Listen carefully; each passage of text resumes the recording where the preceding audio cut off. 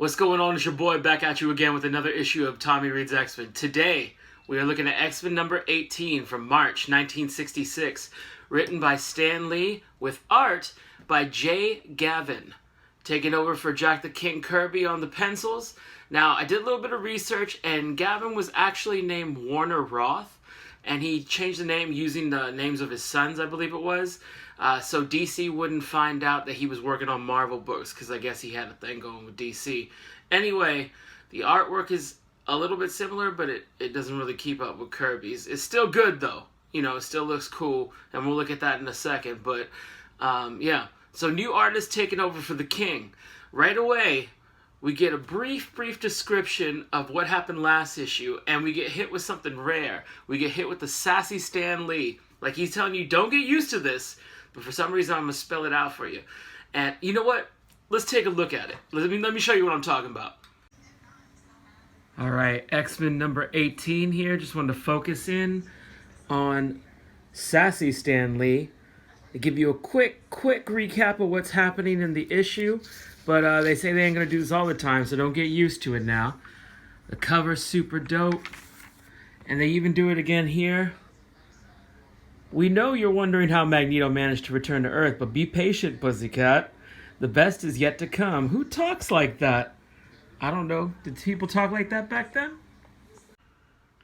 Alright, Stan the man, sassy as hell. Like, just wait, pussycat. You know, with the... I don't know, that was a weird thing to say. Who calls people that? I don't know if that was a slang in the 60s, but, I can't imagine anyone calling me that and me not being like, what the hell, dude? Anyway... on to the issue. So we pick up where we left off with Magneto trapping the X-Men, putting them in a giant-ass balloon, and sending them up in the air. Now, they're running out of air the closer they get, you know, the higher they get up. That's how air and gravity and all that works, I guess. So Magneto decides to lift up the mansion. Now, movie Magneto loved to lift stuff as like a feat of strength. Like, he, you know, messed up the Golden Gate Bridge. He did all kinds of stuff with the Statue of Liberty. He just was a lifting mother... You know what I mean? He loved to lift stuff to show people, like, I'm the man. You know? So, this one, he lifts the mansion, and then he was like, you know what? I'm going to keep this. They ain't going to use it. They're dead, probably. I mean, if my plan goes to according, they're dead. But, I'm going to keep this. You know, I'm going to slowly go through, see what kind of cool stuff they got in here. But I'm going to keep this as my lair, as, you know, a little middle finger to Charles and the X-Men for not saving me when I went to space, which we'll get to in a little bit. I mean, that's kind of messed up, too. Like, anyway, so Angel's parents come to visit from the last issue, if you remember. That's kind of where we pick up, you know, they're at the door, and Magneto's like, hey! And they're like, who are you? He's like, the new owner. And he's so he uses what they call magnetic attraction to hypnotize Angel's parents, essentially. And they're like, oh, who are you? Oh, we'll do your bidding, sir. You know, that kind of, like, when you get hypnotized. I don't know, I've never been hypnotized. And don't be trying to hypnotize me if you see me in the streets. But Magneto decides, you know, I'm just going to put him in a room somewhere for now until I come up with a plan. Meanwhile, we go to the X-Men, and they're starting to come out of it. You know, they're, you know, still pretty hurt. They're in this giant balloon, weather balloon, going up into space. The higher and higher it gets, the harder it's getting to breathe. But they're starting to come out of it. Iceman, mind you, is still in the hospital. Now, doctor decides to give him some experimental drugs to revive him. But what I found funny about this was... to apply the drugs, they didn't just hook it up to his IV or nothing. This doctor took out a straight-up machine gun with a sizzler, like, sneeze guard in front. I don't know what's that protecting. Like, if the medicine gets on him, like, I don't know what. But he essentially kind of shoots Iceman with this gun in the arm. And then, you know, he's starting to come out of it or whatever. But, like, so the X-Men, like I said, they were hurt. They're starting to come out of it. Magneto's got his plan together, and we learn his plan, which is kind of weak, to be honest with you. His plan, I like Magneto, but this plan, it has some kinks in it. So his plan, his big idea to create more mutants is to take Angel's parents, Angel's old-ass Richard and Emily Gilmore girls' parents, and use them as the template to create more mutants because they created Angel, so they have the X gene in them. I mean, they don't call it the X gene yet, but, you know, that's what we call it later on. But, yeah, so, I mean, why didn't he just use himself, who's younger, you know what I mean? Or why not just use the X-Men? They're teenagers, right? Like, I assume this process will kill Angel's parents. So why not use somebody young that you could actually make, you know, mutants with? But I don't know. I feel like he didn't think this 100% through when he was in space. But that's the plan he's going with. So, X-Men, Charles, finally comes out of it. He's fine. And he helps wake the other X-Men up. And at first he's like, Jean, could you kind of stop the balloon from rising? You know, put us back on the ground. And she's trying. And he is talking, like doing a whole monologue while Jean's trying to concentrate. But when he tries to locate Magneto mentally, he is like, I need silence. Everyone shut up. Shut up. I'm looking for Magneto. And they're like, well, we weren't really talking. There's not much air up here. And you were monologuing through the whole thing while Jean was... He's like, just shut your mouth. You don't question Papa Chuck. Okay, Papa Chuck deals with the orders. He don't take them. So, he finds Magneto. Now, why he didn't just mind wipe him there if he could find him, or why didn't he just mind mess with him and be like, oh, I should really help the X-Men instead of hurting them, is beyond me, because he decided not to do that. He's just like, oh, I found him. Oh, like, hey, Angel, I don't know if you'll find this funny, but he's got your parents hypnotized, and he's probably doing weird stuff to him, I assume, because he's weird like that. And then Angel's like, what, my parents? And then Charles is like, first of all, calm down, okay?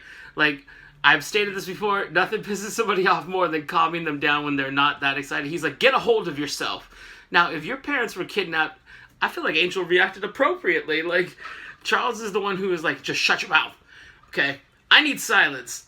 Meanwhile, Jean's not getting the job done, so it's too much for her. So they have to come up with another plan.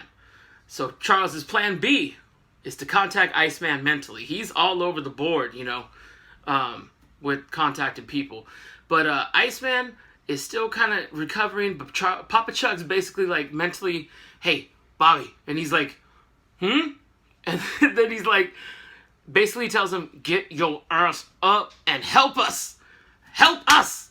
And then he's like, oh, okay. And he's like, don't wait for, you know, the doctor to discharge you. Use an ice slide and jump out the window. Everybody's jumping out the windows of these hospitals, man. I mean, last issue, Jean did it, and then she remembered she had the power to kind of float down. I mean, she just jumped out of a building. Anyway, while he's reading Magneto's mind, and mind you, he keeps emphasizing there's not a lot of air for the X-Men to be quiet and not talk, but he decides to go on this monologue, letting the X-Men know, using up all the air, of what Magneto's been up to and how he got back to the Earth. And now, pussycats, we're about to learn what happened to Magneto. So, if you remember from a bunch of issues ago, Magneto and Toad got knocked into space by the Stranger. I could not remember his name for the last issue. Thankfully, they mentioned it a few times in this one. It is the Stranger. You think with a remarkable name like that, you would remember it, but I didn't, and there it is. So, the Stranger took Magneto and Toad up to space where he was going to constantly probe them to learn about mutants. There's a whole lot of probing in these issues, way more than you would expect, and then a little bit more than that. But he goes to probe them, and he's been probing them for months, and he decides he's tired of probing them, so he's going to go probe somebody else, and he leaves. He leaves his planet, and he's like, you know what? There ain't no way they're getting off this planet. So you guys could just walk around, do whatever you want. But when I come back, there's going to be some probing. I don't know how many times I said probing, but take a drink every time I said it. Probing. Anyway, so Magneto walking around the planet while Toad's sucking up to him and being like, you know, we ride or dies, right? And then he's like, that looks like a ship. And then he uses his Magneto powers to get on the ship and leave. And he leaves his ride or die, because that's what Toad thought, not what Mags thought. And he was like, I'll see ya. Out. Audi 5000. What people used to say in 1992. Not so much anymore. I don't think. Anyway, deuces? Did he say that? No, they didn't. People said that in like 2008. Anyway, whatever. It's 2020 now when I'm recording this video. Whatever he said for adios, that's what he did. He left Toad on the island, on the planet, to be probed some more. So he comes back to Earth, and right away he wrecks shop on the X-Men, and you know, we cut to Magneto in Charles's lab. Now he's set up shop. He's got beakers a bubbling, a brewing. He's got levers a pulling. I mean, he's got his pot of kettle on. You know, he's got his drink. He's got his music, and he would share it. But today, Iceman busts up his vibe. That's right. He comes in there, and he's like, "This is my house." And he's like, "We'll see. We'll see." And then they start to fight. Now, Magneto magnetically attracted Angel's parents, whatever that means, and zombified him. He could literally turn anything, a spoon, into a dagger and put it right through Iceman's heart. But what does he do? He hits him with a telephone. That's right. He takes a telephone and knocks Iceman on across the head. He's staggered. They start razzing it up. They start, getting the old 1-2. And then we cut to Charles and the X-Men because they're still up in the balloon. They are getting higher and higher. Not in the good way. They're getting higher and higher. And Charles says, "All right, plan C. Scott, Cyclops, shoot the damn balloon. Shoot it! And Jean, hopefully you could break our fall before we die." And without question, because Scott's a Charles guy. He's got his back no matter what. He's like, "That's my boy." He's like, he's the ride or die for Papa Chuck, but Papa Chuck will sell him down the river any chance he gets. Anyway, he's like, "All right, optic blast," and then the balloon bursts. They're falling. Ah! And then, Jean actually does stop the thing from crushing them. Angel would have been all right. Eventually, he would have been able to fly right out. Everybody else, though, y'all in trouble. But so they actually get there. They fall straight down for some reason, even though they were floating, and they were damn near in space when Charles thought of this idea. So you could tell it was Plan C, maybe D, E, F. I don't know. Why do I have such problems with the alphabet? Anyway, so they get there just in time as Iceman was catching those hands, and Magneto was putting a whooping on him. And, he was basically rope-a-doping him until the X-Men showed up. Or, they could retcon and say that because Iceman was the only one left at the time. But he was getting beat up. The X-Men come, they start to fight Magneto, and then he kind of just blows them off and, you guys can't see me right now. And then he goes up to Papa Chuck, and he starts talking mess.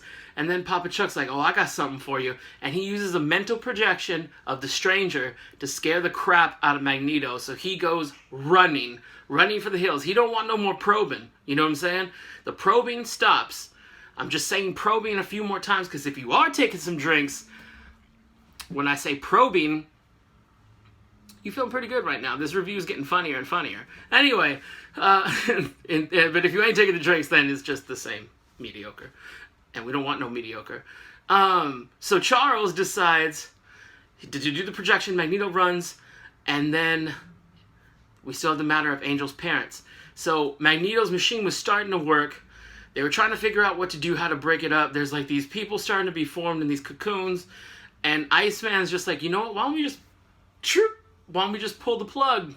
Why don't we just pull this plug here and be like, oh, that's how we stopped it." And then they were like, "Oh, why didn't we think of that? We're way smarter than you." That was Hank talking because, he get real crappy when people don't have to, remind him of his intelligence all the time. He likes to remind people, likes to throw it in their face. And, so they decide to stop that. It's all good. Then we cut to Angel's parents who wake up and they're like, "Oh, dearie, this was such a restful rest. I haven't slept that good in ages. Usually I sleep on a pile of money like I'm Scrooge McDuck, and that gets a kink in your neck, but oh, man. Oh, my neck just cracked doing that. I'm so brittle.